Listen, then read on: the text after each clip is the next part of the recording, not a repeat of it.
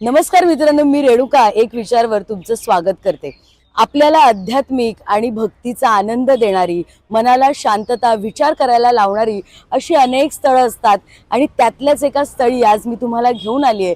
ते म्हणजे नवी मुंबईतील कोपरखैरणे इथल्या चिकनेश्वर मंदिरात।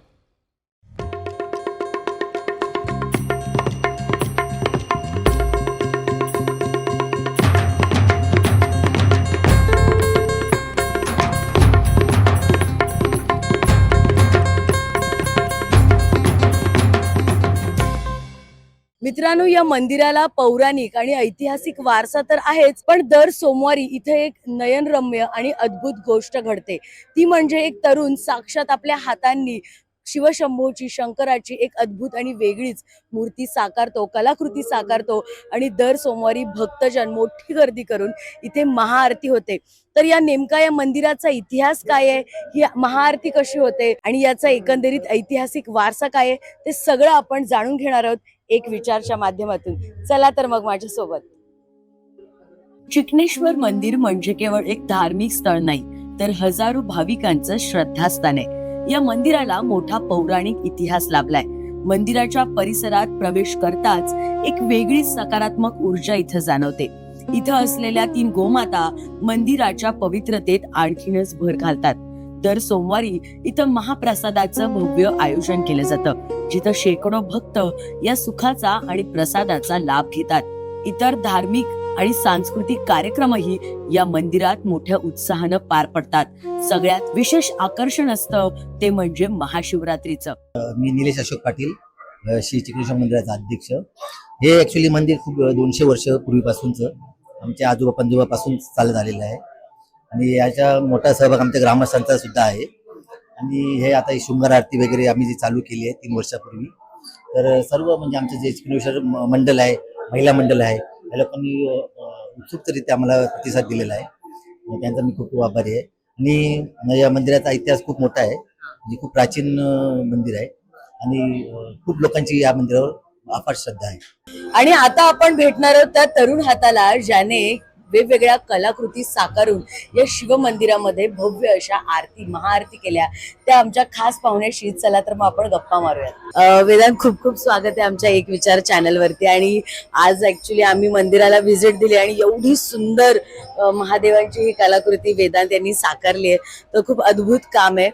पण ही याची सुरुवात कधी झाली, किती वर्षांपासून हे करताय आणि काय इन्स्पायर केलं होतं हे सुरू करण्यासाठी? तर 2021 पासून आपण सुरुवात केली आहे। मी लहानच होतो, मी इथे वगैरे खेळायचो मंदिरामध्ये लहानपणापासून। माझे आई वडील वगैरे इथेच असायचे, तर मग मी इथे खेळत असताना एकदा मला नितीन दादा म्हणून आहेत तिथे, आणि मला ते बोलले की आपण ना आरती सुरुवात करूया। तर आपल्या आरतीची सुरुवात तेव्हापासून झाली। तेव्हा आम्ही फक्त एक असं ताट घ्यायचो आणि मातीचा दिवा असतो ना, त्याच्यापासून आपण आरती सुरुवात केली त्या टायमिंगला। दादा बोललेले की जेव्हा आरती करतो तेव्हा देवाला स्नान करून, अभिषेक करून त्याचा शृंगार करायचा असतो। तेव्हा आम्ही फुलांपासून शृंगार करायचो आणि भस्म, चंदन या प्रकारे आम्ही त्या टायमिंगला करायचो। निलेश दादा बोलले की तू करतोस ना, मग त्याच्यामध्ये अजून शिक। निलेश दादांनी मला महाकाल वगैरे म्हणजे असं तिकडे होता शृंगार, ते दाखवले। तर मग मी तेव्हापासून म्हणजे असं ट्राय केलं बनवायला। तेव्हापासून जे चालू झालं की आज मला 5वं वर्ष आहे, मी आज शृंगार करते। माझं खूप म्हणजे भाग्य आहे ते की मी आज शृंगार करते। मला देवाने चान्स दिलाय माझ्यासाठी, मी खूप लकी असं स्वतःला समजतो, कारण की मला कधी वाटलं पण नव्हतं की मी असं एवढा भारी सुंदर शृंगार बनवेन। एकूण साधारण किती कलाकृती आतापर्यंत भरपूर झाल्या, म्हणजे दर सोमवारी आपण दर सोमवारी वेगवेगळं बनवतो।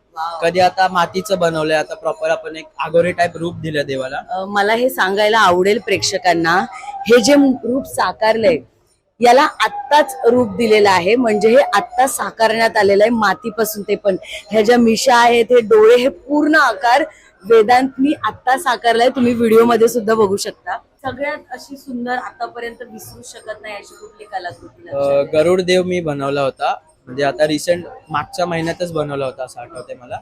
आणि मला असं म्हणजे वाटलं पण नव्हतं माझ्याकडून बनेल। फर्स्ट टाइम मध्ये एवढा भारी आणि सुंदर बनला होता तो मी अजून कधीच विसरलेलो नाहीये। तेव्हापासून माझी सुरुवात झाली आणि मी जास्त इन्स्पायर झालो, हा की आपल्याला देवाने चान्स दिला, आता तुझ्याकडून चांगल्या गोष्टी होतात आहे।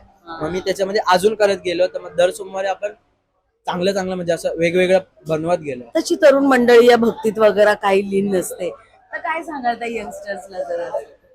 असं कसं माहिती का, प्रत्येकाला असं वाटतं की आपण एन्जॉय पण करावं, बट एन्जॉय करण्यामध्ये मागे आपला एक धर्म आहे, आपण एक हिंदू धर्मात आहे, आपण आपल्या धर्माचं पण कार्य केलं पाहिजे. कारण की आता भरपूर लोक पबला वगैरे जातात, जावा नाही असं नाही, पण कुठेतरी वेळ काढून मंदिरांमध्ये जाऊन तिथे सेवा करा.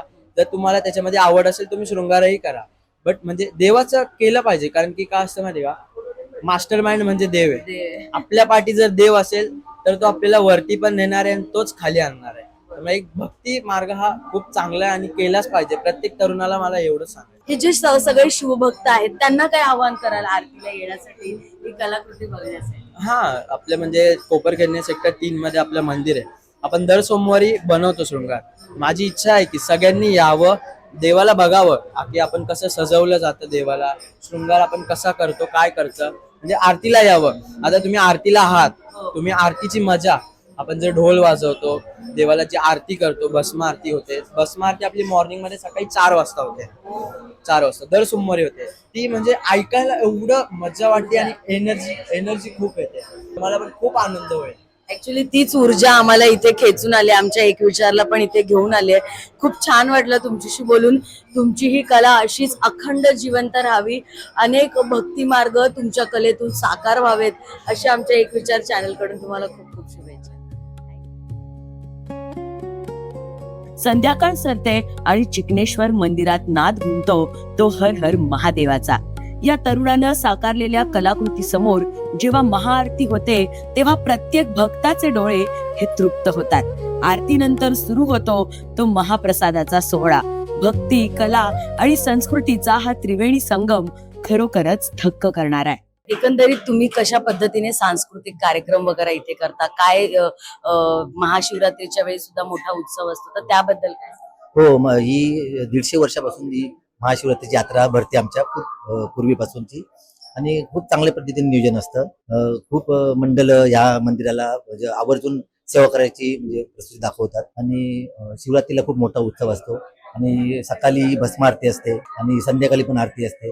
आणि यामध्ये महिलांचा आणि आमच्या ज्या मंडळाचा खूप चांगला सहभाग असतो. पूर्ण नवी मुंबईमध्ये बेलापूर पट्टीमध्ये हे मंदिर खूप प्रसिद्ध आहे, आणि खूप भाविक लोक 40-50 हजार असे भक्त महाशिवरात्रीला दर्शन घेतात. दादा, तुम्ही शृंगार बद्दल बोललात आणि तो आम्ही पाहिला. खूप सुंदर सुंदर शृंगार इथे साकारले जातात, तर त्याबद्दल ही संकल्पना कशी सुचली, त्याबद्दल काय? संकल्पना सुचली ऍक्च्युली म्हणजे ते आपण बघतो दुसऱ्या मंदिरामध्ये महाकालच्या उज्जैन महादेवामध्ये महाकालचं जे रूप सादर करतात. तर आमचे जे मंदिराचे जे सदस्य आहेत वेदांत ताजने म्हणून, त्यांची आणि माझी अशी बातचीत झाली की आपण पण हे सुरू करूया. खूप मुलांनी त्याच्यामध्ये म्हणजे होकार सांगितला की असं आपण पद्धतीने करू शकतो. तर 3 वर्षापासून आम्ही चालू केलेले आहे, फक्त सोशल मीडिया पर्यंत ते नव्हतं. तर आता हे 1.5-2 वर्ष झाले मुलांनी सांगितलं की आपण त्या सोशल मीडियावर टाकण्यापासून तर सर्वांना म्हणजे आवडते आणि सर्व मंदिर भक्तिमय होते, हे त्याच्यामध्ये आनंद भेटतो. दादा, ऍक्च्युली आता आम्ही आरतीला होतो, खूप मोठ्या प्रमाणात तरुण वर्ग होता आणि तुम्ही तरुण वर्गाला बांधून ठेवलं या भक्तीमध्ये, या संस्कृतीमध्ये. तर एकंदरीत काय वाटतं याच्याबद्दल, तरुणांना काय? नाही, चांगली गोष्ट आहे, तरुण येतात. ऍक्च्युली ते महादेवाची भक्ती एवढी वाढलेली आहे ते आमच्या प्रती की खूप लोक म्हणजे सहकार्य करतात. तरुण वर्ग खूप मोठ्या पद्धतीने यायला लागलेला आहे. मी बांधून नाही ठेवला, ऍक्च्युली त्यांची श्रद्धा आहे ती. आणि म्हणजे माझ्याकडून त्यांना जो पाहिजे बाबा दादा आपल्या सर्व गोष्टींना म्हणजे मान्य सहकार्य करतात, त्यामुळे सर्व जोडून आहेत त्या गोष्टीमुळे. अनेक भाविक जण इथे येत असतात, पण अनेकांना या व्हिडिओच्या मार्फत कळणार सुद्धा आहे आपल्या मंदिराबद्दल. तर काय आव्हान कराल सगळ्यांना? पहिली गोष्ट तुमचा धन्यवाद, तुम्ही जे आम्हाला हे सहकार्य केलं, आणि हे लोकांपर्यंत जाईल, अजून लोकांना त्याचा लाभ भेटेल. तुम्ही ऑलमोस्ट बघू शकता की इथे भरपूर लोक पहिल्यापासून खूप एवढे भक्त आहेत ना इथे महादेवाचे की, आणि हे कोपरखैरण्यामध्ये आहे. तर आम्ही लोक आता इथे जेवढे पण शृंगार मित्र आहे आमचा वेदांत, तो इथे पूर्ण जेवढा पण शृंगार असतो तो दरवेळी तोच करतो.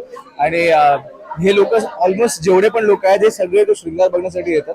आणि भरपूर जागा तुम्ही बघा, भस्म आरती जास्त कुठे होत नाही, ती असते एक महाकालला उज्जैनला असते, आणि आम्ही लोकांनी म्हणजे इथे ती सकाळची असते. तर प्लीज अजून सगळ्यांनी इथे या आणि तुम्ही पण आज आले तर तुम्हाला कसा एक्सपिरियन्स झाला ते तुम्ही पण बोला. हर हर महादेव.